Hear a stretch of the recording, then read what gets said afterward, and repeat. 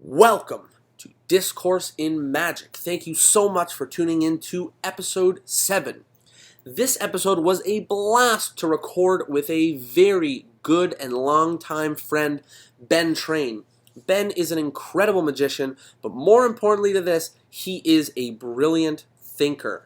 This episode is all about ethics and why what you say in your magic and what you give people to believe about the world actually matters, and why you might want to make sure that those things are true, or at least allow your spectators to not believe in things that aren't true. So I'm not going to tell you about what happens in the episode. All I will say is that it's incredibly thought-provoking and very funny. We had a blast participating. So without further ado, here it is, episode 7 of Discourse in Magic with Ben Train.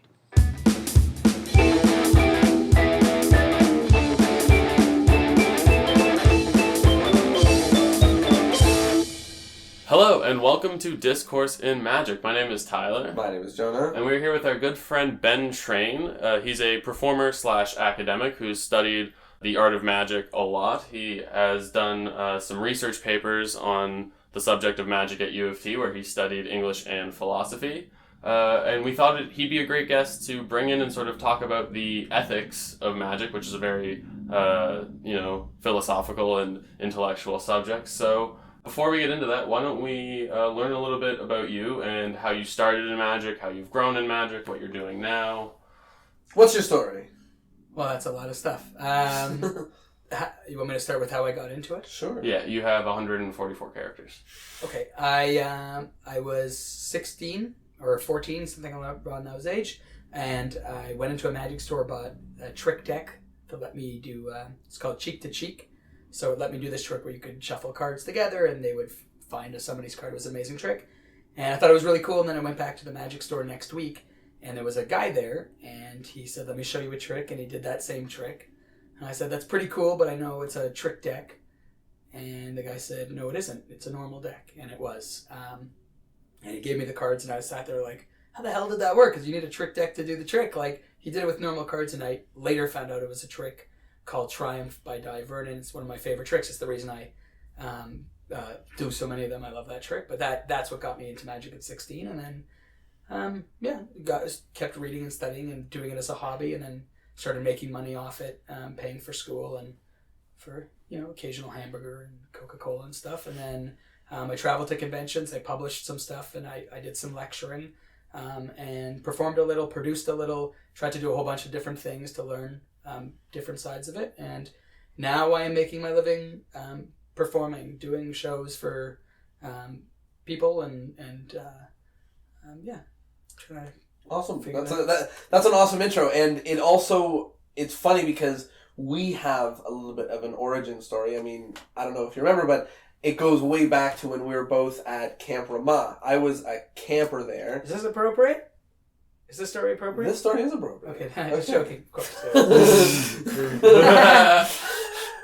So I was a camper, and you were working there doing I don't know what. And the worst job. I was doing tuck, which was you were in a little booth, and I was giving out candy to the kids. But I'm not a fan of giving out candy. Number one, I think it's creepy for your job to be giving out candy in the summer camp. But it was the least cool job to me. Like, you weren't in the sun, you weren't doing sports, you weren't indoor handing out sucked. candy. Anyway, so I said to you you found out that I was a magician, and we decided to meet, and we met at a bench and we were doing some magic, and you did one trick that totally ruined me, and it pushed me to do more magic. You were sitting there and you said, "Name any card game," and I went, "What?" What a stupid pro. And then I went, war. And you said, "Okay." And then you said, "Okay." And then you dealt us each one card, and you dealt us each one card. There was nothing fishy. And then we played, and you won every single hand of war. And I, at that point, just couldn't fathom how those series of things could happen. And to me, that was something that pushed me more into card magic, outside of, buying tricks ropes and at the coins shop and whatever, thimbles and thimbles that turn into ropes and ropes that turn into silk. I actually did not know that story. Really? Yeah, it's kind of cool having you here on our podcast as a friend now, right? Because you were both sort of like our magic idol. That's something that even bonded us as friends, was that we both loved your magic so much growing up. I remember one of my earliest memories of you was we were at a lecture, and it was just unbearably hot in this library. It was just like they got the cheapest place we could. Nobody could just breathe or think. And I was young. I just started. I was only I was 12. I must have been 12. And I just left, and I was sitting out in the hallway flipping a coin and letting it hit the ground on the tile, and it was making a lot of noise. And then you came out and said, "Hey, we can hear you inside." And I was just the most embarrassed. Like, I was crushed with this fear of like, "Oh my God, I just bothered Ben Train during his special magic lecture. Oh no." But then at camp we became better friends. Your story was very nice. My story is of a monster. No, you were being very polite. You weren't yelling at a child. I was just a weird introverted. But yeah, so we've evolved from and I will tell you guys, since we're doing this Love Fest, that my relationship with you guys is I remember you as little kids, right, who were coming to Magic Camp or were at Rama or these things, and watching you grow. I mean, you guys were always... There are people who come to camp who aren't necessarily good or bad, it doesn't matter, but they have a real love for it. Like, there's like a real spark, and it's either cultivated and continues burning really bright, but it starts bright. And like, you guys came and you were really passionate, you were really into it. And so it was exciting watching you grow, and then it was exciting watching you grow into friends, right? Not just these like kids, but also watching you in many ways become better. Mm-hmm. And I mean better than me, right? Like, because like you guys, when you first started, I was better than, little kids, like, and then I watch you grow, and then I see stuff and I'm like, wow, he's dope, like Keith Brown comes to mind, like watching that guy, like, he's killing it. Yeah, you watch him in shows and I'm like, wow, you are a great performer. Or like seeing Nathaniel Rankin. Oh, there we go. Nathaniel Rankin. So good. So I was thinking Nate for some reason. I kept going through my Nathaniel Rankin, but watching a guy like that, and he started at camp. As just this awkward little kid learning like flurries and stuff. So anyway, you guys have grown into fine young men. Well, that was fine young magicians. Well, that was a fun little kumbaya. Yeah, let's cut off all this nice stuff and let's dive right into the content. So one of the topics that we thought that we would dive into is ethics, and one of the reasons for me is I know that me and Ben spend a lot of time talking about it, and it's one of the topics that we feel that he has at least a unique opinion on. So he's thought about it a lot. I don't feel like any of us have made leaps and bounds in terms of deciding how we feel yet. I'm still very much at the stage that I will have conversations with people and they will say stuff and it will change my opinion. Mm-hmm. So right. I'm not still locked in. Like almost every conversation, if someone is willing to, really talk to me, because we're talking, and let me just clarify really quickly, the ethics that I think we're talking about, we're not talking about like publishing of magic or like intellectual property none or that. Like who's tricking on going to a casino or anything like that. Yeah, we're talking. I've been thinking about the moral rightness of doing magic. Exactly. Like what's right and wrong, and what people good. Believe, whether you want them to believe them and if it's okay to do that. Yeah. I'm thinking about performing magic the same way I think about lying to somebody or harming somebody or like at the end of the day, help to it's somebody, deception, like moral right? issues. So how can we use deception in a way that is strictly positive and not effective?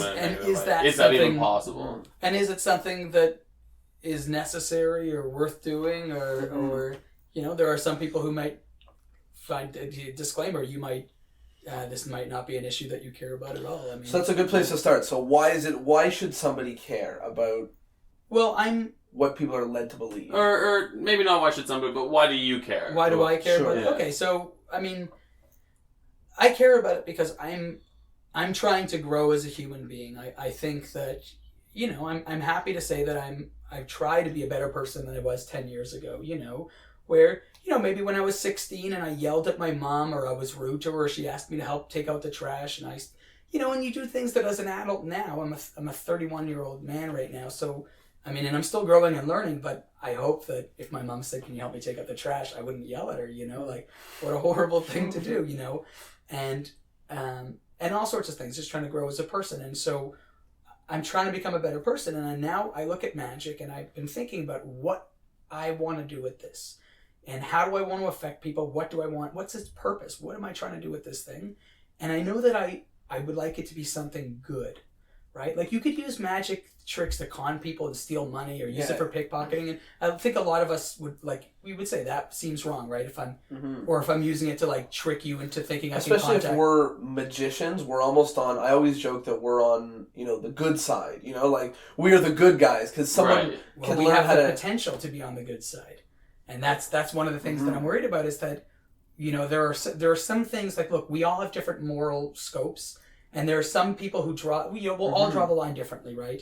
And I think the majority of people I talk to, when I bring up someone like Sylvia Brown, who's a fake medium, who says they can contact the dead, and they use all sorts of ploys that magicians would use, pre-show work, and, all sorts of things, cold reading. Yeah.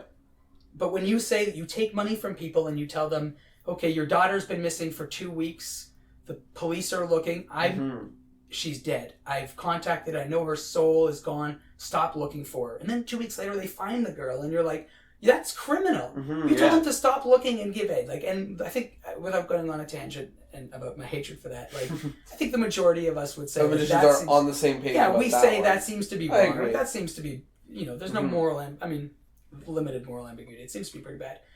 So then that is bad. That's a bad use of some of these magic ploys. And then we get eventually to performing magic at a kid shows or whatever we're doing, where there's a line that we draw, good on one side, bad on the other. And for me, as I grow and I'm trying to be a good person and I'm trying to do things that are good for the world, I've been asking if the magic I'm doing, and this may not be applicable to you, but the magic that I'm doing is on the good or bad side of my moral compass. That's a great thing to think about for everybody. Like not so much just what your moral compass is, but find your moral compass and try to sort of be on the right side of it. Well, even making sure that what you're performing and what you're saying is even remotely aligned. Like, one of the things that I've been experimenting with is instead of using a disclaimer before your magic, if you come up with a principle that's maybe incredibly ridiculous or very hard to believe, you almost have this disclaimer, but you need to make sure that what you're claiming is obvious enough to do that, because I think as magicians, we have all experienced a moment where somebody believes you more than you think they should. I've had someone ask me if they have heard about me at the church across the road. This woman went home and she brought back her father, who was like 200 years old, and he came to me with his arms open, and he said, "Show me." So I don't know what she went. Did you flash this dude? No. He said, "Show me." I don't know. She must have told him that I could cure him or do something incredible like that, and I had to let both of them down easy. So I think we've all had an experience where we know that someone believes what we do more than maybe we had intended. And some people might argue that makes your magic stronger. Yeah, so right? I think that jumps ahead a little bit, but yes, and there will be some people, I agree, who don't think that's a problem, and there are other people who might think that's a positive. Where someone believes, isn't that the goal, that someone sees something and it's so done so well and it's so profoundly moving that for the rest of their life they believe this experience. And I think whack. No. I think and the thing is, and I don't want to try to change anybody's moral compass. Mm-hmm. I mean, just go on Facebook and engage with people. It'll be challenged, I promise. And keep an open mind. But for me, it's problematic. And I wouldn't want to have a great great relationship with a girl and then find out that she was a prostitute that had been paid. And it's not that I have an issue with prostitutes. I don't. I think they're delightful. I mean, yes. If anybody listening is a prostitute and is a fan of my work, email me at bentrain.ca. That's my real email. That's literally Why would I not give them my real address? Give a hot girl fake number? No, come on. But you don't know that she's hot. You just know that she's a prostitute. if you make your living, I mean, it's true. It's true. I'm taking a risk, but come on. You're taking a risk anyway. Also, anybody can email you because you've just given it, so they don't need to be a prostitute. It'll be for sure like 13-year-old kids. Perfect. Yeah, not for sex. Anyway, just to clarify. We'll make sure to not cut any of this out. Okay, yeah. What were we just talking about? It was important. If you found out that someone you were dating, someone had paid her to be in a relationship with you, yeah. it was all a sham. Yeah, but it was this wonderful, believable It's a fake experience, love. and I don't want to give people fake experiences when we can give them real experiences. And you can have your mind blown by like believing fake things like that Bush called 9/11, or like you can believe any that there's spiritual healing and or crystals and these things, chakras. And you can watch these documentaries on these things, and I guess they're entertaining. Or you could watch, like, Natural Planet or something and see real things, and you learn things about the world, and they're amazing. And that's not to say that there isn't a place for fiction and stuff. And I heard someone say that, you read nonfiction and philosophy for the mind, and you read fiction for the soul, and stuff like that. And I love fiction, and I'm not saying that there shouldn't be. But magic is definitely a place where fiction meets nonfiction, like it happens in reality. Life, like it's one thing for you to go see a movie. Like I'm sure there's a conversation in the cinematic world between movies that say based on real story and it's like loosely based. I'm sure there's people that are having a very similar conversation saying like, is that really okay that we're saying based on a true story and then completely making up our own stuff to twist this actual event out of proportion? So I think that like when we see a Pixar film, the fact that it's fiction is almost a given to us. I mean, it is a given. Yeah. It is a given. Yeah. Whereas in magic, you can very easily believe that someone's reading your facial expressions, and that might be how he's doing the trick, but it might also not be how he's doing the trick. Right. Well, so my thinking is this. So just to clarify my position when we talk about these issues. So and again, this is me thinking about my own personal performance of magic. I want my magic and I want the experience I give people to be genuine and real, and I want it to be something that's a positive. I want them, seeing. I don't want to lie to them. I mean, it's hard to say because you want to deceive them without. Yeah, I want to give them the best possible positive experience. And I don't know what that is yet. And I'm going to be honest, I'm still trying to figure out. This is something that It's hard. It's an internal thing that I'm dealing with. But I want to give them this experience. And what I'm concerned about, this issue of ethics that we're talking about, my concern is that there are certain things that we do as performers, and I do for sure, so I know it's me, but I also will be honest, and I'm pretty well versed in the magic world. I watch performers, I go to shows, I travel, I go to conventions, you know what I mean? I see that the majority of us are doing them, and part of the reason is that they're very strong techniques. And what I'm talking about and why this is an issue is there are things like mentalism is a great example where people might see you perform something and then it's amazing, but it's also plausible. It's like, somebody picks a card from a deck and you look at them and you ask them a few questions, they can lie and tell the truth, but you were able to know which card they picked. People play poker, that is a plausible. It's a close reality. And this is where a whole bunch of listeners, if there are any listeners at this point, but if they're still listening, this is where I'm going to lose a bunch of you. For me, because some people, I think their moral compasses will say this is not an issue. For me, I'm wondering if it might be. My issue is, it's plausible, they go home and they believe it. And now, I know that there's people who want to jump and say, like, what are you talking about? They believe it. And I think that's what we're talking about here. But my concern is that I don't want to have people going into the world. I don't want to tell them that the world is 6,000 years old. I don't want to tell them that dinosaur bones were put here by Satan. I don't want to tell them that, that you shouldn't get medical help for cancer, but because you should just use crystals or something. You don't want to tell them that you can read people's minds. You Yeah. don't want to look an adult in the face and have them go home and be like, well, if he can read minds, that means other people can probably read minds, and I should listen to their advice because they know, Absolutely, and that's my concern, and I think that it happens more often than we want to. 100%. And the thing is that what makes this so weird, here's how I frame it, and where I think that it does start looking problematic.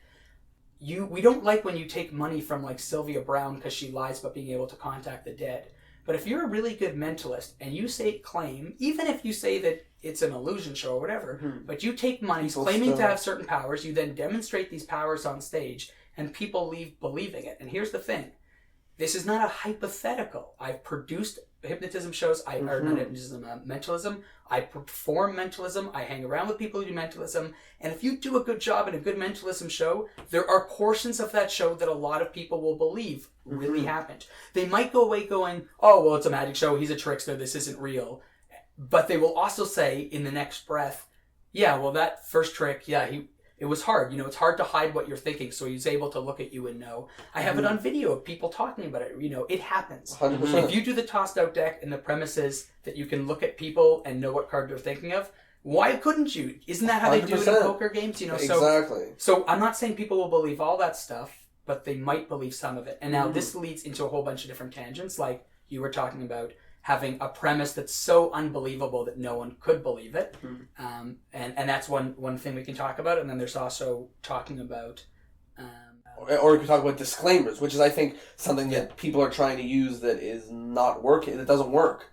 I mean... the disclaimer thing to me is a moot discussion, because, like, 100%. whether you use a disclaimer or not, if, and again, it's not a hypothetical, it happens. If people are leaving the show, and they are... and they believe that you can look at them and know what they're thinking or influence them and do things. Here's the problem in a crux. If you are taking money claiming to have skills that you don't really have, and people walk away believing that these things which are not true are true, whether you're claiming that you have psychic powers, or whether you can contact the dead, or whether you can know what word they're thinking of from a book, if these things aren't true and you're taking money for them and telling people they are, I mean, isn't that problematic? Like...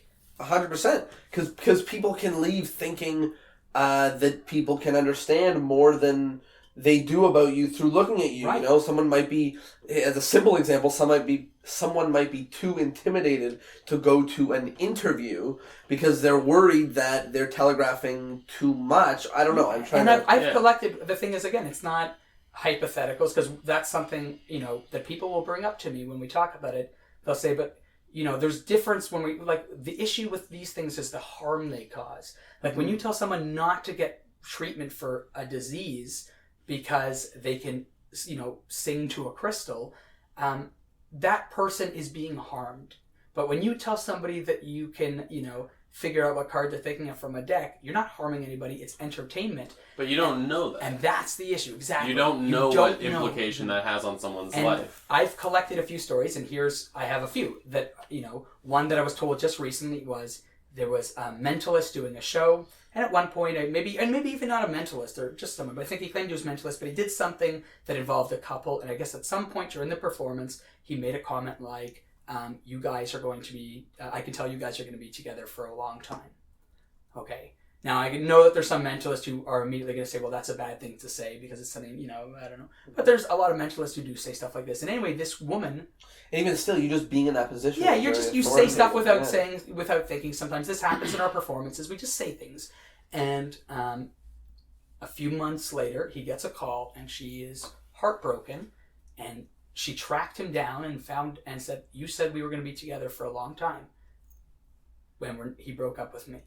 What can I do, right, to fix this? And she reached out to this guy because she thought he could predict the future. Now, here's the thing. What if before he told her that, she was wondering about whether or not she really was going to be in a relationship with this guy? Swung the whole boat. And then she moves in with him and it changed life. Now, maybe that didn't happen, But the thing is, we don't know that couldn't. It could have. And he did enough stuff that she was convinced that he had some sort of... He was a marker in her mind of this being successful, that it went, as soon as it went sour. And it was an appeal to authority. And maybe it was an inappropriate appeal to authority, but this is a guy who claims to see into the future, demonstrated in certain ways, and does. So then he says, we're going to be together, and I believe him, and I put some stock in that. And, lots of people do, because there are people who go to psychics all the time for advice. They exist for a reason. They're paying rent in Toronto. Yeah, they exist for a reason.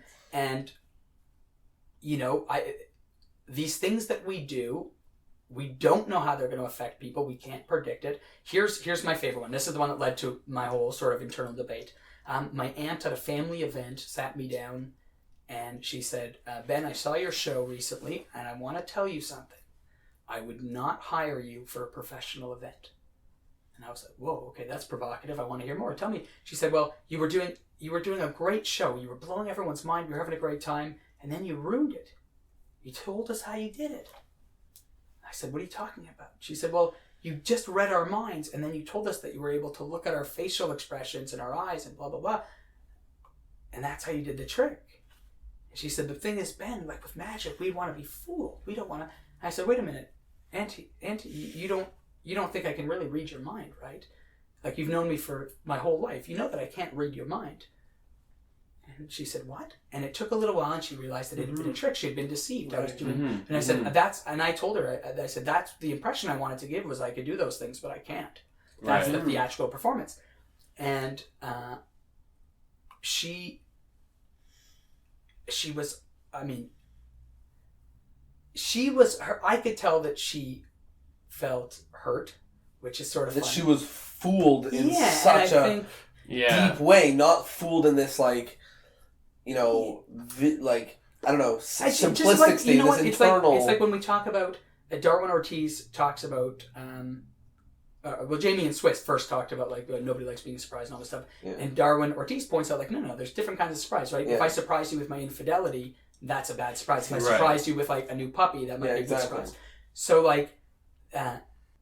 your aunt was a little bit she was hurt. Right. So she felt she had been lied to and deceived, but not in a pleasant way. She just she saw something, and part of the problem is with a premise like that is that, and what's interesting is that's a very standard premise. Like, someone looks at a word in a book or something, and you tell them what it is, and the way that you do it is you claim you can read their facial expressions or something. That's a fairly common, and I realized later that, at first I thought, I did such a good job that she believed it. Wow. But then I realized later, that wasn't exactly it wasn't a good thing. All I did was create an experience that was, it was believable. And that's the problem, is that we're doing these things, and we talk about, in mentalism, we're so convincing people believe it. But being more convincing, it might be a bad thing. But we're demonstrating things, we're saying, look, we have this skill. People are like, okay, I believe that you have this skill. Yeah. And it's a skill that doesn't exist. Anyway, and here's the thing I want to say about my aunt, why this really stuck with me. My aunt is a very interesting person. She dropped out of school in grade 10. She then traveled the world. She got her scuba diving degree. She did all sorts of amazing things, came back, got her degree, became a lawyer. So she's done a lot of stuff. She's a very amazingly smart and worldly person. And she is not someone I would say is easy to pull a fast one over. And she's very, but this was an experience that was believable, right? I gave her an experience, and here's why it's dangerous. My aunt is a lawyer. Her job involves sometimes meeting with criminal pathologists. These are people who say in court stuff about the mindset or the mentality of somebody. My aunt sees one of these guys, and she goes, well, my moron of a nephew could read my mind. So this guy who's a doctor from the state, I believe him, and we don't know that she might not and now maybe someone's life is affected. And the thing is, these might sound like extreme examples, but this is the point. Real example. You're hopefully performing for a large audience, right? These are very well. So many different people. You should very well be thinking about the implications from a wide range of how it affects everyone, as well as how it affects exactly. And I'm not talking about. Look, there is going to be some people who come to a show, they find out you're a magician. And they're they come in with a specific mindset, and they're you have powers, and nothing you say, 100%. And I'm not talking about, coddling to every human being. Yeah. But I'm talking about making sure understanding what your message is. These are not hypotheticals, and there's examples of magic where these issues maybe are not so prevalent, but like mentalism is a great example where there's so much in mentalism, and I still am doing a lot of these things, so I'm a hypocrite and I'm still struggling with this myself, but there is so much in mentalism that is believable. Like, people do walk away thinking that you have these powers, and now you're a guy who's taking money from people, claiming that things are real, which are not, lying to people about things which they go home believing are real. You're demonstrating fake powers, and I don't know necessarily how that's any different than being a fake psychic or a cult leader. As performers, I think our goal is to give the audience what they want, right? And what if people really do want to believe... People want to believe in psychics, right? I found, like, when I first started performing magic... when I first started watching magic as a very young child, before I even started performing it, I believed it. When I saw the bunny coming out of the house, I was like, you can really do that. And then when I learned that we were just being tricked, and my dad showed me how a few things worked, I was like, wow, I was so fooled and so amazed, and I really believed in it, and this is how it actually is. And that's when I became obsessed with doing magic. And maybe that is what you want your audience to feel, is this sort of like... because you do magic is what I mean. Like maybe you're saying get the enjoyment that I get out of it, which is understanding that it's not real and it's all just playing on your perceptions and stuff. But maybe that's not what people are looking for. Maybe people are looking for, I want to think that magic is a real thing. I want to live in that world. That's why I'm so moved by the idea of a premise that's really, really hard to believe, because that way you can present a large false reality. And my example of this is the difference between the amount of people that believe mentalism versus the amount of people that believe cutting a woman in half. You know, there are no doctors running to magicians for advice, even if they're completely fooled. But there are, like you said, definitely people calling their local mentalist, wondering what to do with their relation. So where did my grandma leave the key to the safe? But there are still people going to faith healers who think that there are people who can do like surgeries and remove organs and stuff. Yeah, like psychic and tumors without cut, and then like healing up the bodies. I mean, David Blaine's last special, which is brilliant, is bookended by him stabbing things through his body and having people go like, "Is this a real or not?" Like, we don't know. So, I mean, like, even a sawing a woman through half. I mean, like, there's reasons why that doesn't feel real. I mean, like, because the whole staging aspect of it, and like, there's reasons that, like, but I could totally see like Copperfield cutting himself in half looks pretty damned amazing. But listen, you said looks amazing. Like, there's sort of this internal understanding that Copperfield is I'm also a two magician. slices of a person. But what about when Penn and Teller cut the snake in half? Now, the thing is, they're very, of course, because they're such brilliant performers, and we're going off on a little bit of tangent, but they're such brilliant performers that it's very light-hearted, and they're doing the cut and restored rope. But they have a snake, and it's a big, like, 5-foot ball python, and they fold it in half and they cut it. And their presentation reminds you the whole time that this is like, it feels very much it's theatrical, which is important, because if they didn't do that, you're murdering a snake. Because you listen to the audience, and you know, I'm not guessing a method or anything, but whatever he does, it looks like he cuts the goddamn snake in half. Right. So the audience is like if it wasn't Penn and Teller, if it was just some dude who came out and fucking cut, like, and that's what I'm saying, you could do cut and restore where people are like, that is the craziest thing I've ever seen in my life. You know, David Blaine bringing a fly back to life, like. We can think of examples that do and don't, and that's the thing. So we won't go too much on tangent, but we can think of examples of where people could be led to believe certain things. Mm-hmm. And, you know, there are people who, you know, make the argument that that's a good thing, you know, making it so believable and so strong. And I used to think that, like, Darwin, I remember reading something that Darwin Ortiz wrote, I think it was in Strong Magic, where he talks about, like, why would you ever do card magic if you had real magic powers? And it's like, well, because if I had real magic powers, I might, like, go to a casino and win all the time and have that lavish lifestyle. And that's why he uses gambling so... Yeah, exactly. And it's like, this is the ultimate wish fulfillment. Yes. And so, for a long time, that sort of inspired me, and I went through different stages, and I, you know, falling in love with, you know, Spanish magic and stuff like that. But I wanted to do stuff for people that, like, changed their life. The idea that they would, next time they look at a deck of cards, they will never think about it the same way again, you know, because I've shown them all these things, and I've changed the way that they encounter and deal with the world because of this profoundly moving experience. And most of the time they were like, oh, thanks for coming to my table and doing magic at IHOP, like, you know, I wish my kids were here and shit like that. But, like, you know, every so often you do stuff for someone. Absolutely. You take away, like, that's like one of those glowing moments where we talk about, like, years later, we're like, you know, this guy, I made this guy, like, he really believed, you know, I did Out of This World, and people, like, she really believed she had psychic powers, or I did this trick. but people come back and talk about it, and that seems like such a good thing. We gave someone such an amazing experience that it stuck with them and made.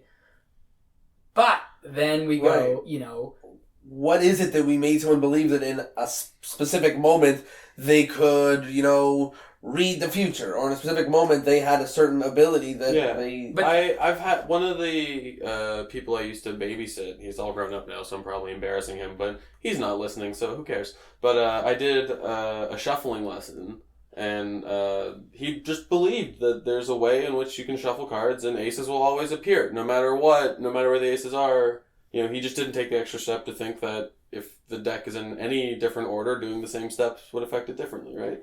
So this is another tangent, but you reminded me, I tried to come up with a card trick because I was reading Jerry Anders and a bunch of guys and thinking about like lying and deceiving. Stuart James has this great line where he says he doesn't use sleight of hand because that's like lying with your fingers, which I think is like such a cool. So I was like, how can you do a trick where like, and then like, the problem with both those guys is that I think if the issue is lying, you're still lying through implication and like, and then just by saying it doesn't really. Yeah, like saying something like, "I'll put the card in the middle," or near the middle. Like the problem is that they're supposed to still believe it's their card. Yeah, so unless you're doing magic silently and just even then just being like, then you're still lying with your hands, right? Well, I don't know. The issue is like you're violating their trust and stuff but whatever. Anyway, I wanted to do a trick that. Like, there would be no lying in any way. Like, everything you said, but also everything they experienced was genuine, but they still feel amazed. And so, Poker Players Picnic, classic trick, I'm not going to explain it, but, like, basically, there's the spectator cuts a deck in 4 piles, I am explaining, I guess, and they mix them up a little bit, but they find the aces. And so, I had this whole presentation where I would explain to them, I'm like, my goal was to come up with a magic trick where there's no lying, and I said, and this is it. So everything I tell you is going to be true. Would you shuffle the cards? And then I start talking about the odds, of a deck being shuffled and the different probabilities. And then I talk about Percy Diaconus using this deck to talk about mathematical principles and binary. So we're really setting up really hard that this is math sort of based and procedural. And I take the cards and say, so what he discovered is that there is a way, there is an order, right, out of all the infinite orders, that if you get this order set up, it doesn't matter what you do. Boom, and I put the deck, but you will be able to find the aces if you follow this process. So you take the cards and cut them, right? Which is true, right? This is the order. I'm going to give you a process. And then you say you do this whole process and they're mixing up the cards, and I say, from you shuffle the deck, which is all true, and then we put it in an order, and it's the only order in the known universe that... Still true. To some extent true, but like in the important ways it's true, like, and we're not lying, and then they find the aces, and they still get that like, holy fuck, that's a crazy moment. They found the aces and they mixed them up. But like, if they believe the premise, and you've set it up in such a way that hopefully they should, what they believe is that there's all these crazy possibilities with the deck, the guys use it to study math, that there's a special order that you can set cards up on that allow me to make it so that you can cut and find the aces with this process. Yeah. That's totally true. And like, that doesn't, no one's going to go like, I don't want to play cards with you now. Why? Because and if they say like, because I know that there's this process that you can put the cards in to give out certain cards, that's true information about the world. It's like, so what do you do? Like, let me shuffle the cards. That's good advice. Okay, that's actually, that's something I said in I prefaced by saying I let them know that I put the cards in an order. But I say like, you can see that the cards don't appear to be in any order, but I've set them up in such a way that even if you cut and shuffle, I'll be able to tell the order of the cards red and black, and that's when I use the... And this brings up to me a very like, practical... What are we left? Okay. Well, yeah, and that brings up this practical problem to me, which is I make a living performing. I want to do the best possible magic for my audiences. I want them blown away. I want them rebooking me. There's a nice honesty to saying this deck is a prearranged deck or this is a trick deck. But there's also something really nice about just blowing someone's mind with a trick deck because he thinks it's a normal deck. So what's a... I know that is, we are lying to them. No, but then this brings back again to what you were talking about with these premises that are so unbelievable that people like, and there are certain magic tricks which may qualify. If I take your bill and, I say, paper's made on trees, what else comes from trees? And you light on fire, it's like lemons, and it becomes a lemon. I'm like, did you know fire could turn bills into lemons? Like, what the fuck are you talking about? You're like, look inside, you just do this thing, and I'm not saying that's a good example of a good premise, but it's one of those things where like nobody is gonna leave believing that fire bill lemon. And this gets back to like, I'm not talking about coddling people, like because you can come up with something that is not going to be believed. So my question is, and the lemon thing, sorry, when I say the coddling, because like I'm not saying that you can't, like you have to worry, because people, again, I've talked to a bunch of different people about this, and sometimes people say to me, well, like, yeah, but if you're worried about the potentiality of people believing what you're saying, there's still the chance that someone could believe that fire to money, and it's true. It's true. There's someone, but you know what? It's that's not a reasonable thing, and we're not like to say that we shouldn't share any information or do any interaction because it could be misinterpreted. That's silly. I think, doing something that is obviously not true, and again, this is not a hypothetical, this is real. Telling someone that you can float because you ate a lot of pomegranates when you were a kid and then you float, people do not believe that. I mean, unless it's like so the question is now, what are we left with? So how do we do? And I know that obviously you don't have answers, and I don't either. I have some answers. Oh, perfect. Like you're grounded on them? No, for now. You've got some ideas. Well, I have answers. Like my idea right now that I've been toying with is coming up with premises that are so unbelievable and almost like theatrical in their unbelievableness that now you can experience this new world or new experience or journey without the worry that you're trying to convince them that it's real. And that's the best way that I've come up with it, because other than that, you're sort of left with, hoping that people don't believe you or disclaimers. Yeah, I mean, one big trend, and a lot of my favorite performers, and I'm probably a lot of, if you're still listening, they're probably your favorite performers too, but guys like Darren Brown and David Blaine. I'm a huge David Blaine fan, huge Darren Brown fan, but these guys. And then I know everybody loves Tyler Wilson's a huge fan, particularly of Jamie and Swiss, and Ricky Jay and these guys. But it's what these people have in common, and why I like them, why I mention them, is that the way that they've approached this problem to some extent is they're using their magic, and Penn and Teller are also great examples. They're using their magic to highlight that you can be fooled, that you are fooled. This happens more often than you'd like to think, because we all have different biases and we all have these things, and we all have these weaknesses, I guess, or limitations. So they use their magic to show you, look, you see this experience? That's real, right? That was real? No, it wasn't real. And if you think it's real, then I also want you to think about other stuff, Yeah. And there's different, very smart ways. David Blaine's special, I'll mention again, because I think it's one of the most brilliant pieces of magic to come out in a very long time. It's Magic or Real is the special. And Real or Magic. Real or Magic, yeah, Real or Magic. And you watch this special, and I think you as a viewer, I mean, you have to watch this, and you are forced to ask the question. And he tells you this. It was what I'm watching, and like examples of like I'm not going to ruin anything, but we already talked a little bit. He puts a spike through his hand, and so like you're watching this, and people are reacting. They're like, "Well, is this a trick or is not? Is this dude stabbing a blade through his hand?" Yeah. But it's so amazing, like it's going through, and there's no blood and all this other stuff that you're like, "But is this a trick?" Like he's done so many amazing tricks that are impossible. But is this a trick? Because everything else you watch in that special, you're like, well, I also can't figure out any way that's possible. So like, but then he also does some stuff where you're like, I think that is real. And that's the point, is you go, is that real or is it a trick? And, Is it not a slap in the face to an audience, just going back one step, to like do a whole show and then be like, you believe me? Ha! I think it depends. I mean, you can do it what if you're reinforcing the idea that it's impossible the whole time? Like, say you're doing like angle 0 or whatever, and you rip off the corner, and and you make it be like, it would be impossible for it to be gone from my hand. It would be impossible. And they would be like, but it's, it's there. It's gone from your hand. It appeared wherever you made it appear, whatever. And you could just like actually be explaining like, no, that is not what happened, but not tell them what did happen. Like, do you need to give them something to hold on to? Or is it possible to be like, I assure you this is not magic? Not as a disclaimer, though. Maybe. I mean, maybe.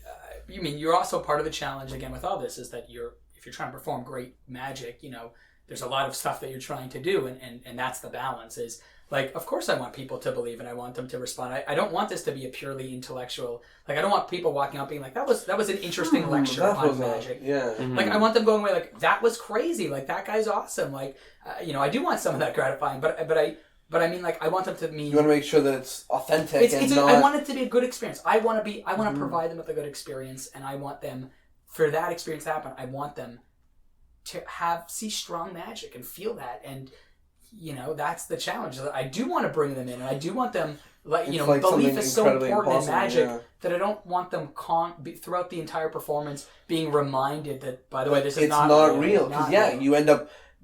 I mean, you could end up degrading your performance by every time you do something that's elaborate by, reminding them that it's not real. And also on the tail end, you could be almost beating a dead horse with being like, by the way, this isn't real. And you can have people in the audience being like, we know, like, Magic Man, like, performer, like... I think step one is regarding this ethical thing, step one is thinking about your magic and your ethics and what you're trying to do. And step two is thinking about that in context of also what you want your goal of your magic to be. Mm-hmm. So we're talking about, like, specific solutions, but, like, what is your goal of not lying with magic or not deceiving? I don't think that's the goal. Like, for me, it's I want to give them a genuine experience that, like, gives them information about the world, that, like, makes them better people. And that doesn't mean not showing them magic tricks and not showing them amazing things, but, like, I don't know if anybody walks out of Penn and Teller's show. Like, and again, we're talking about not hypotheticals. People walk out of mentalism shows and they walk away believing these things.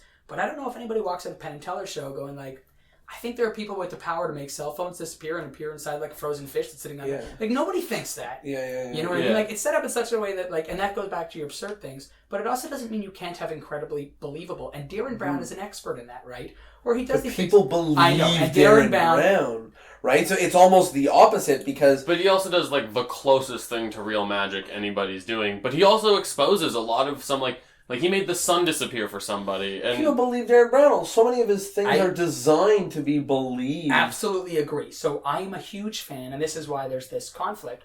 I'm a huge fan of that. I mean, he's, I think, one of the strongest performers, one of my favorite types of performers.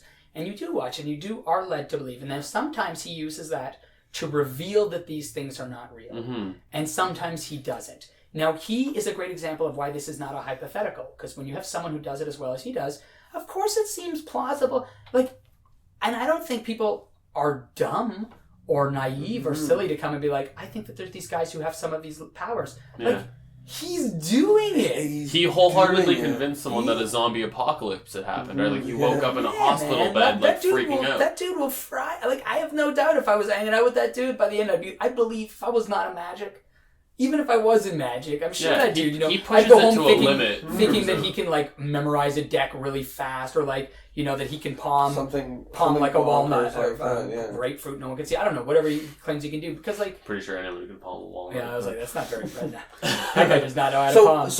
So how is that ethical? I mean, I'm not saying it is. I'm saying that this is examples of guys who can do incredibly believable magic, like Darren Brown, and sometimes he uses that to then reveal that you have limitations in thinking, or that you're easy to deceive, or that these things, but sometimes he doesn't. And he's a great example of how you can use it both for future and good. And he talks about this in Absolute Magic a little bit, his thoughts. But you can do the strong kind of magic that he's doing to educate people. You can do funny types of magic, or in his case, or you can do the magic and use it to deceive people into thinking that there's these things. Because he's a great example of how you can do both. Do you think that he reveals so much in order to be able to leave the serious mysteries? Like, some of the stuff that he doesn't tell you how to do it's so fooling, right? That, like, if he were to expose that, it would just, I don't know, it would maybe hurt his artist's side or something. But do you think he's showing you how all these other things work to just leave you with a mystery, but still have you know that it's not real? Like, that's his... Yeah, and I think there are ways to do that. I mean, and that's part of the challenge. Is how to do that and a lot of people. I mean, this is fairly recent that I think that people started addressing this and started tackling this, and that's an interesting. I was sorry to cut you off, but okay. I was thinking, what if we could work backwards, sort of how Penn and Teller do the effect and then show you how it works by doing it with clear boxes this time or something like that. But what if you were to do it with clear boxes and then do it again with clear boxes? Do you know what I mean? Like show them a method and then do the exact same thing with that remove. with a different method. Yeah. Well, there are guys who do that, that you know, is like often who a will strategy. explain like this is how the cups This and is how balls this is done, works, and then the fry balls you. appear, Mhm. right, where you're like, And then oh, the now cups are solid metal. yeah, you know, or whatever the it is. jumbo balls. That's the big, you know, Yeah. I do this, I palm out. It's the classic like Vernon and Lady guys would use. You Yeah, know, like it's explanation. yeah, where you're led to believe like, oh, that is how we do it, and then you hit them with that punch. And yeah, Darren Brown. I mean, he's reached the success he has because he's good. You know, I mean, like he's not lucky. He's good. He deserves that stuff, and he's a great performer. And yeah, I mean, he makes artistic choices. You know, I don't think that he like arbitrarily decides which he wants to reveal. I think those are, you know. He's trying to figure out, and I'm sure he's dealing with some of these issues because he expresses that he's thought about them, or what is art and what is artistry, and these, you know, what's the purpose of magic for him, and where's it going in the future. So I'm sure he's at home and he's thought about some of these issues, and he's thought about what he's trying to do and what narrative he's trying to create and what experience for people. And So how does someone? So let's say there's someone at home that's listening to this, and maybe they, you know, have never really thought about belief. They've never really, maybe nothing has tripped them up before to make them worry about it. How can someone reflect on their magic to even, you know, start thinking about this, or even? I think for me, it's you know, it's about growing as a person. It's reflection, and like, you know, with your magic, you're trying to communicate yourself as well as an experience. I mean, like, even like someone like David Blaine, who's like in some ways trying to remove himself from the experience as his character, he still has a character, and he's still communicating something about himself and his place in the world by interacting with you. And so for me, I'm just like, I started thinking about like, you know, I'm 31 and I'm trying to figure out what I'm trying to do with my life still. But I know that one of the things I want to be able to say is that the things I'm doing are making the world a better place. So I work with charity groups, and I love working with kids from Magic Camp, and I love being involved with things that I think are making the world a better place. And then I started thinking, like, I'm spending all this time on magic. It's something that I love. It's a hobby. It's my work. It's what I do as a vocation. How could it be? Yeah, like, what am I doing? What is this experience I'm sharing? And the thing is, like, it's really easy to justify it just by saying it's entertainment. And this is extreme, but there have been lots of entertainments throughout history that we look back and like, that was barbaric. Like gladiator fights where people are killing each other. What about like burn cats in the middle? Yeah, ages. cockfights or dog fights. Yeah. You know, or public executions, which were done in like first world countries until like the 1970s. You know, like they still happen now in some countries. Yeah, I mean, like I mean, not legally, but like it happens. Yeah, and it's, you know, and you know, people, they used to sell these tapes, these VHS tapes. That you could watch. They were like, and they were very popular. There's like 11 in this crazy series, Faces of Death, which you should not look up because they're horrifying. But it shows like live footage of like, or real footage of people being killed. Like, and that was sold as entertainment. And what I'm saying is like, to say that it's entertainment is not necessarily good justification for doing bad things. And just say like, well, yeah, I'm lying to people and they're believing it, and I'm selling them on this, that I have this skill that they don't really have, and but it's entertainment. Like, they're having a good time. It's fun. They know it's magic. It's like, well, hold on. But wars are fought over people's beliefs. Yeah. You know what I mean? Like we might look back and be like, everything, like, this could be hundreds of years in the future, but like, everything that was not about like just being open and honest and clear and true and scientific and all that might be viewed as something, you know, that was affecting the world in a very negative way. We seem to think, or not we, but a lot of people seem to think that it affects it in a positive way. So what is the sort of biggest push in the other direction? What's the counter argument that is affecting your decision? What's the counter argument to your stance right now? That's the biggest pull that might sway your opinion. The counter argument to doing morally just and morally sound magic? Yes. Like, why would it be why could somebody say to you, you know what, I hear what you're saying, but don't worry about for the sake of the art, like, let's just do some powerful stuff. That's our job. I think to some extent it's the same reason that I still eat meat, even though I think that it's maybe morally better not to. It's because meat's delicious, and I know that sounds really selfish, but that's the truth. It is, and like every time. For those of you who don't know, I'm a vegan, and I was vegetarian once for a year, and now I'm not a vegetarian anymore, and the reason is because it's delicious, and I think it's terrible the way the animals are treated. I wish it had stopped, but I still eat meat, and like, I am concerned about the moral issues of doing this, but I know how good magic made me feel when I was a kid. I know how cool it is. It's cool hearing that I did a trick for you that inspired you to get into magic. It's cool, like, hearing that, like, someone at a party like saw something that was so cool, someone else showed that they love magic now. Like I want to give people that experience, and I want people, and I'm trying to find ways where that, like, maybe I don't talk about contact. I am sure there is a lot of psychics who believe that what they're doing is helpful, because someone comes to them crying, being 100%. Like, my daughter is sick, and they're like, don't worry, she'll be better in 2 years. And you know what? I actually heard a story from my cousin who told me that her best friend lost her brother, and she spoke to a psychic like every night, once a week for like 2 or 3 months, and it gave her rest, and now she can like rest in it. Now, I wouldn't personally do that. To me, I think that's crossing a line of ethics, but she's actually affecting this person's life in maybe a positive way. There's, you know what I mean? They're like, and I mean, I don't think that she's, I mean, she's not talking to her dead brother, but if it made her feel that way and it helped her benefit, I mean, that might be how the psychic is feeling positive. That's the classic sort of argument of, it's, whether, and there's so many different views online that it would be hard to like encapsulate all of them, but people talk about maybe there needs to be social lies, that there's these certain types of lies, like white lies, like, oh no, you look great in that dress, or like, sorry, I'm going to be 5 minutes late when you're actually going to be 20, or I don't know, whatever, like the very like social lies you have that keep the social fabric together. And then there are other people who talk about lying, like a politician lying for the public's good, like it's better if they don't know this, or whatever, like, and then you also have guys like Snowden who are like, try to reveal what's going on, or you have, and that's the thing, is like, we don't know. You could be lucky. You could tell somebody, yo, you're going to take all your money and put all your money down on this horse.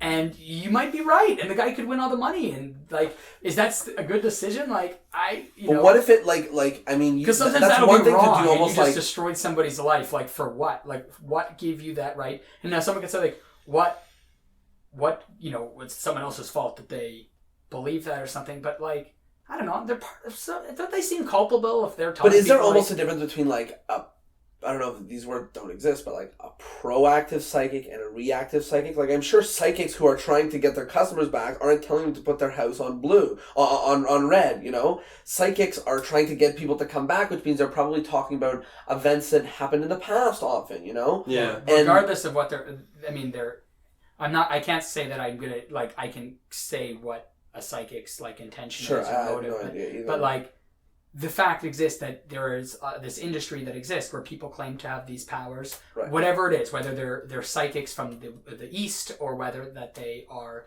someone who has channeling ability, whatever that psychic power is, or whatever that means, whether they're able to look at your past and tell you things that you couldn't know about you, that gives you some sort of clue, whether they're able to do things but claiming by doing things that are false. And the problem is that, like, it might work out for them, it might not, but now they also enter the world going like, well, there are psychics, or there are these things, and who knows what. So even if that specifically doesn't affect them, maybe just the premise as a whole might.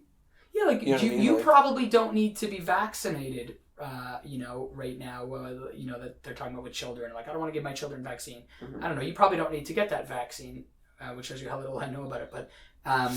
But so what harm could it possibly do to tell you, if you don't need that vaccine, that don't take the vaccine because it can give you autism?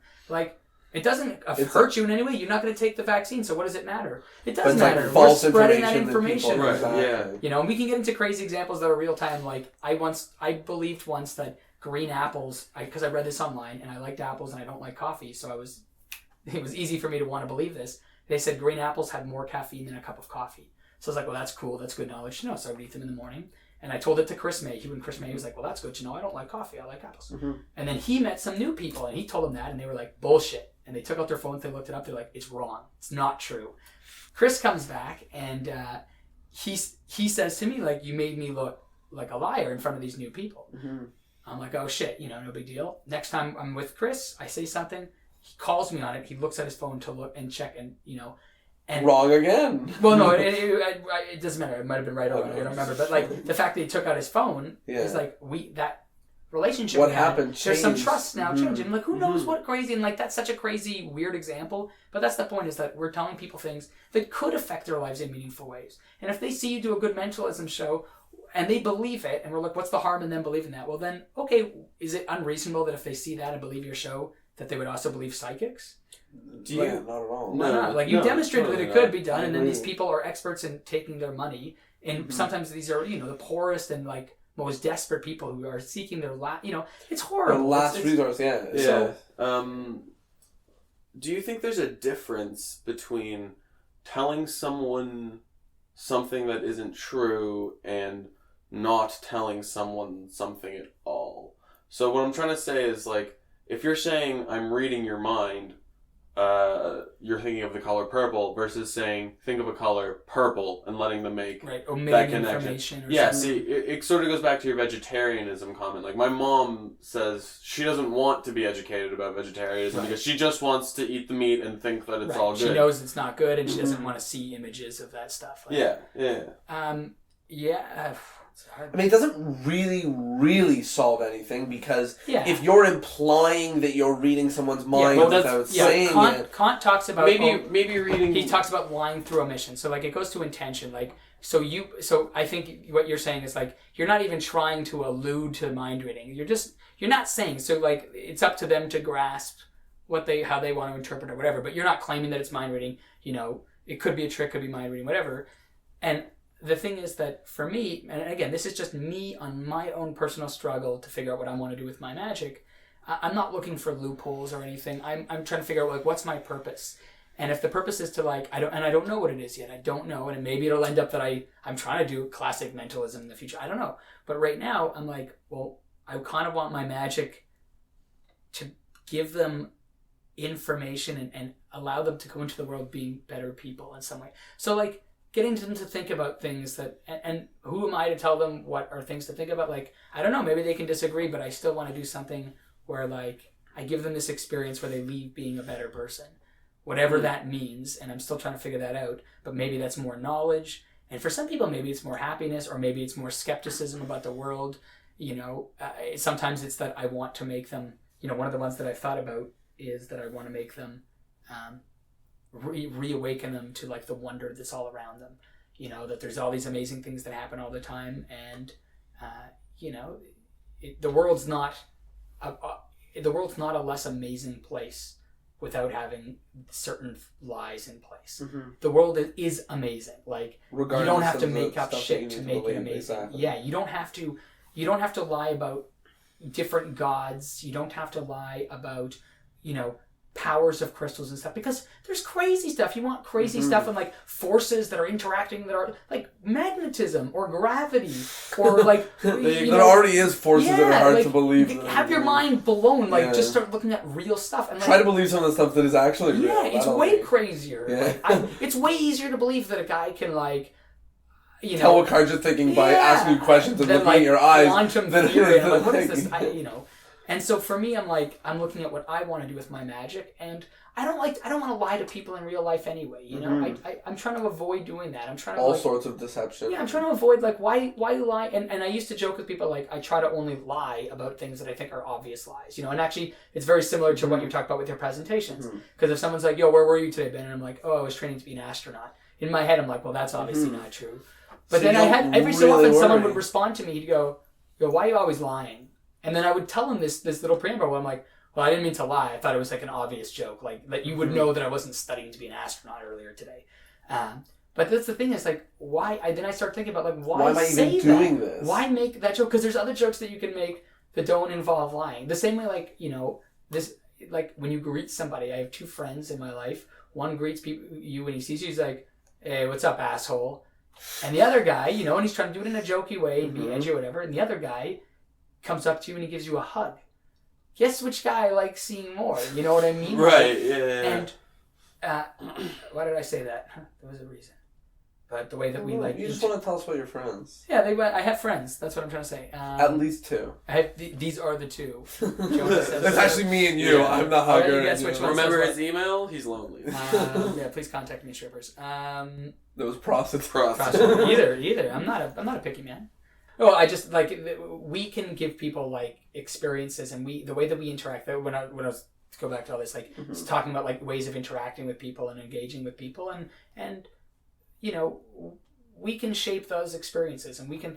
I don't know. I'm thinking about what I want to give them. What would give them that best experience. What would be a positive experience for them. That's also not lying. It doesn't lead them astray in the world. Like, almost. I know that Penn talks about this, but he talks about people like preaching their religion, and he says like, yes. He says like, if you think that what you're doing is the right thing, you should be spreading it in the same way that if someone tells me that they believe something that I think is absolutely bonkers, that I'm going to explain to them why in every detail that I can. So almost when you're going through life, you don't want to let deceptions happen to your peers, and happen to... And I've said some things that could sound very disparaging about religion, and intentionally so. But I came from a religious family. I won't say what religion, but it's pretty obvious if you look at me. I came from a religious family, and I have a lot of religious friends in all sorts of different religions: Catholic, Jewish, Muslim, and guys who grew up Mormon and Druid and all sorts of stuff. And look, you have the right, if you believe that in your heart that your religion is true, then, and your job is to share that with people for their salvation or whatever, of course it makes sense. What kind of monster would, learn the secret to salvation and not share it? I totally get it. And I respect you as a person, but, I will speak out against certain practices or certain things, If part of your religious belief is that you kill and eat babies, I respect your right to have a belief. It doesn't mean that I'm going to respect or agree with that belief. That's, there's mutual respect, but we can discuss this issue. You can believe whatever you want so long as that doesn't negatively impact the lives of others, which is sort of... well, actually, that sort of gets to the thing, because the thing is we don't know how it harms. So if someone's I believe in creationism, but you can believe whatever you want, it's yeah, but I still don't want you teaching and having museums about creationism. Yeah. There are people who create fake science documents where it's what's your purpose in this? And is it to make people say I don't know. Mm-hmm. Maybe it's the same thing where they're supposed to challenge the information they read.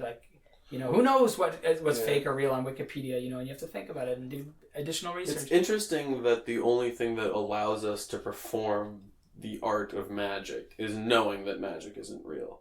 We have this job of creating something and deeply understanding in ourselves that we're not actually doing it.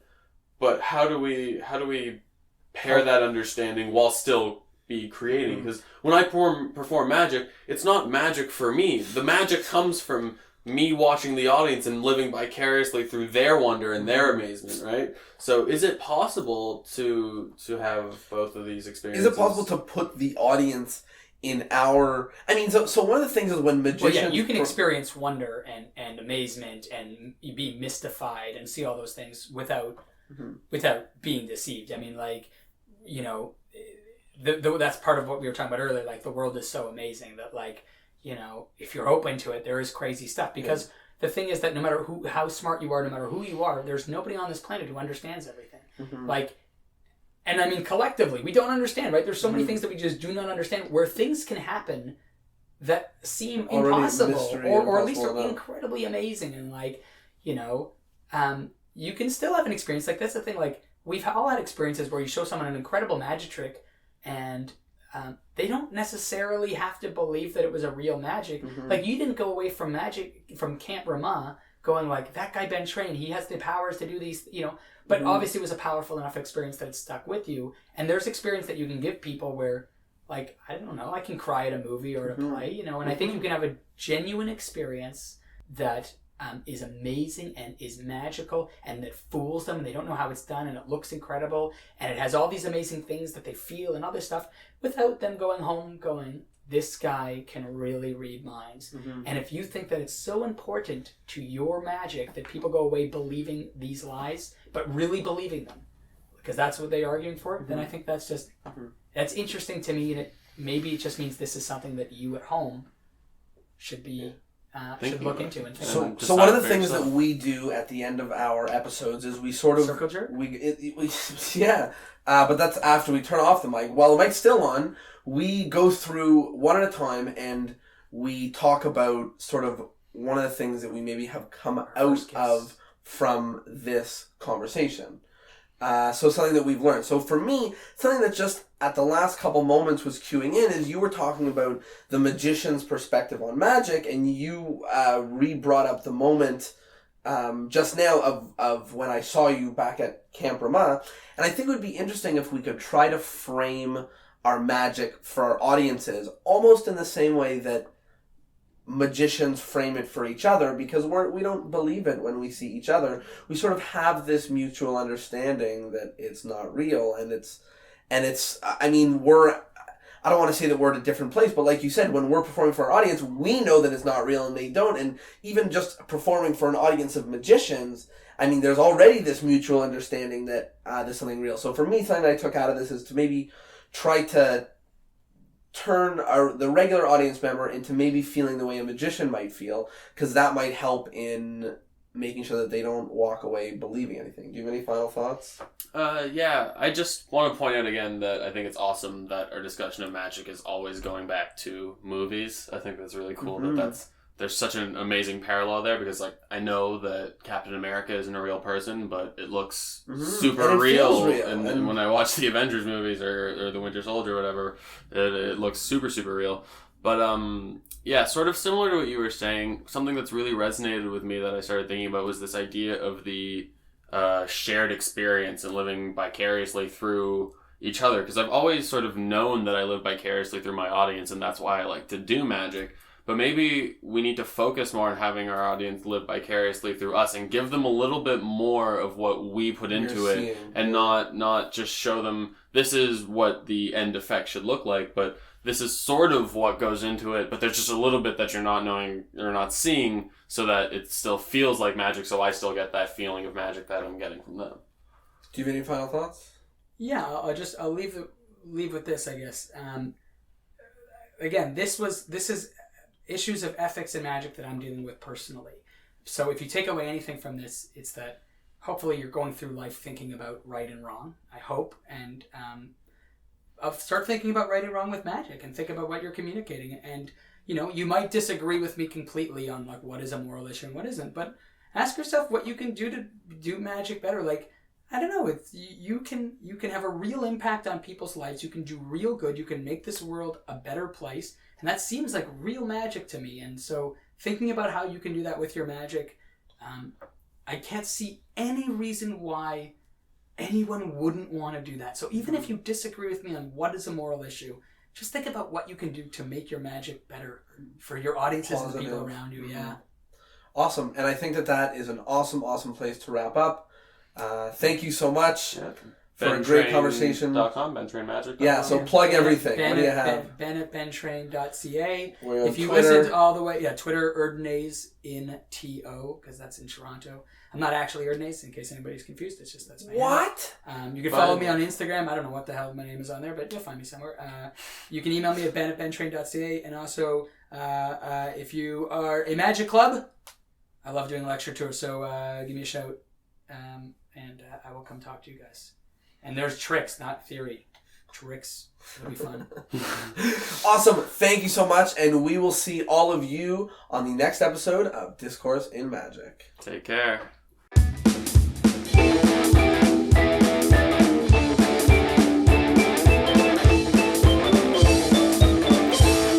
Well, there you have it. Episode 7 of Discourse in Magic with Ben Train. If you are still listening at this point and you are a fan of Ben Train's, you should know that there is a very, very exciting, super secret project coming up for magicians in Toronto, of which I will not tell you anything about, but Ben Train will tell you all about in the coming months. And if you are still listening because you are a fan of ours, then I will tell you to go check out our website at www.discourseinmagic.com, and there you can get on to our newsletter, which is where we give some of our best content. There you have it, episode 7, and we will see you next week at episode 8. Take care.